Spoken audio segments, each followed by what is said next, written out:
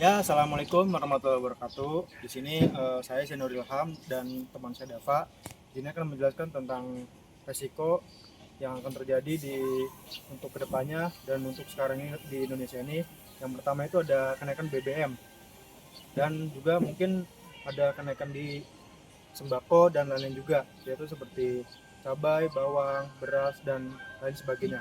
Untuk dari situ kita harus mencegah resikonya tuh yang pertama itu kayak mengurangi berbagai penggunaan kendaraan seperti motor atau mobil dan menggunakannya itu dengan semestinya saja. Jika tidak penting, kita bisa menggunakan uh, dengan jalan kaki atau bersepeda karena itu bisa mengurangi harga BBM. Karena bisa dibilang kendaraan seperti sepeda itu bisa kita buat berolahraga juga, dan solusi utamanya itu ya bisa diambil dari pencegahan itu dari personal, operasional, bisnis ataupun makro.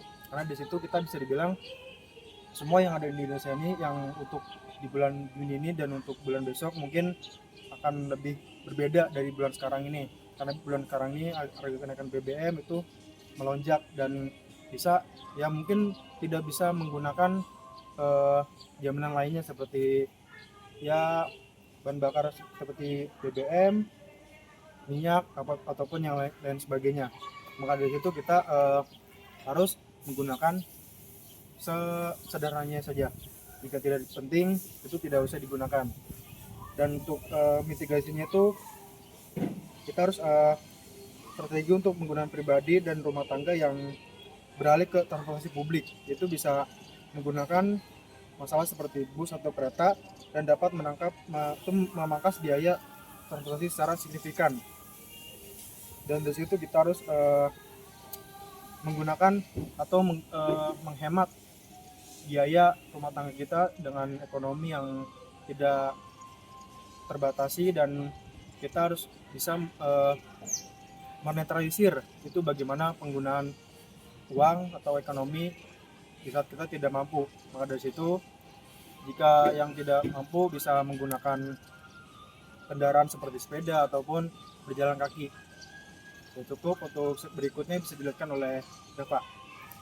Kenaikan BBM itu disebabkan dari gangguan dari distributor, terus kenaikan bisa BBM itu bisa non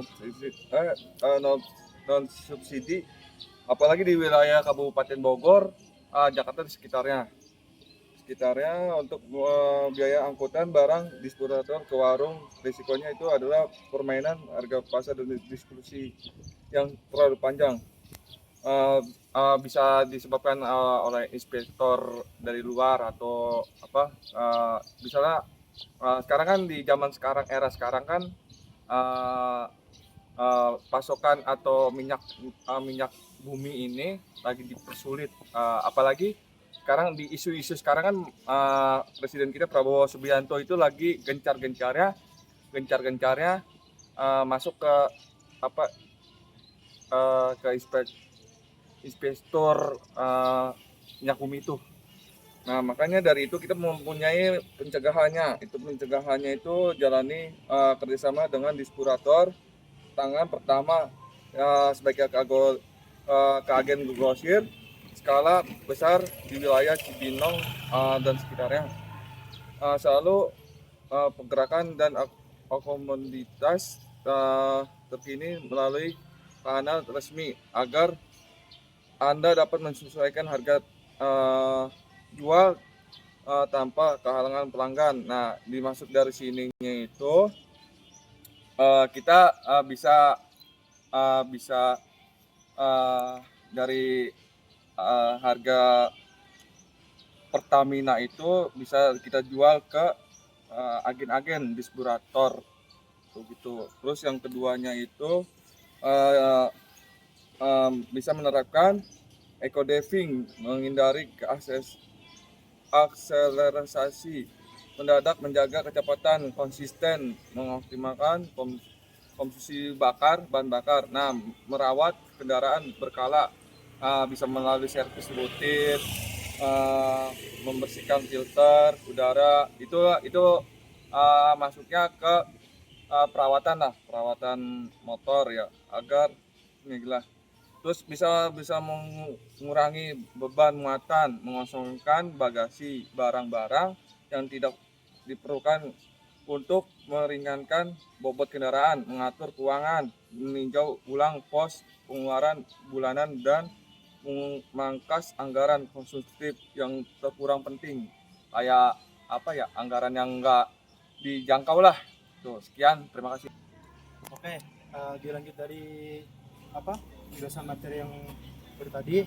Di sini saya akan itu memberikan produk keselamatan terjadinya ekonomi atau kedepannya itu bagaimana. Yaitu yang pertama itu mengatur keuangan. Itu bisa kayak meninjau ulang pos pengeluaran bulanan dan harian, dan itu untuk memangkas anggaran konsumtif yang kurang penting.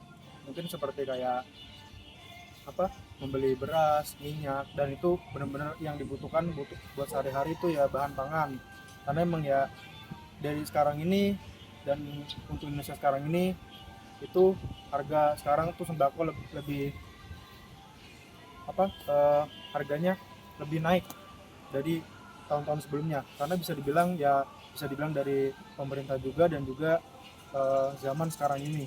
Maka dari situ kita harus bisa menghemat dan menggunakan bahan pangan secukupnya.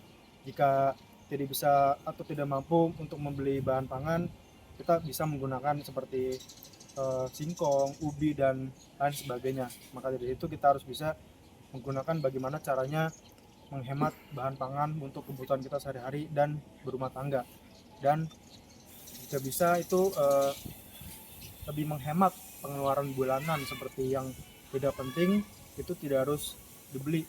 Mungkin bisa dibilang dalam artian kita harus membutuhkan banyak juga uang untuk terjadinya di bulan berikutnya atau tahun untuk kedepannya.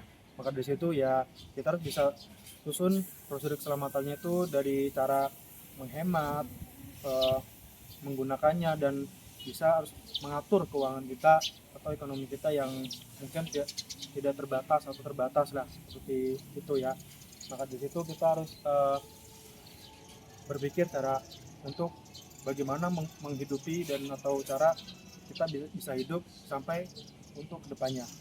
Mungkin dari saya cukup segitu, dan mungkin ada tambahan sedikit, itu pencegahannya itu ya itu menjalin kerjasama dengan distributor, entah atau dari agen atau dari manapun itu, dan menerapkan strategi penggunaan pribadi yang berumah tangga yang bisa melakukan atau mengurangi beban muatan lah, seperti mengosongkan bagasi, dan itu tidak perlukan untuk meringankan bobot keringanan.